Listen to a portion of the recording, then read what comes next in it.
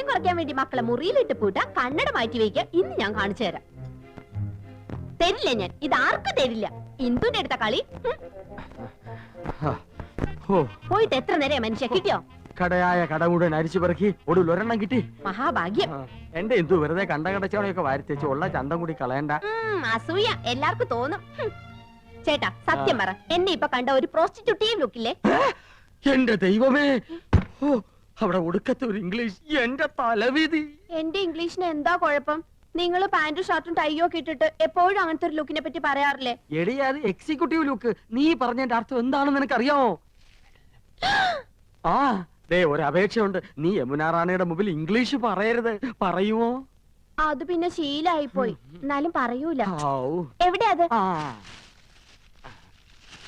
ഇതാ. അയ്യോ, ഇത് നീളം വളരെ കുറഞ്ഞു പോയി. എന്നെ കൊണ്ടൊന്നും പറയിക്കണ്ട. നീ നീലി ഭൃങ്കാതിയുടെ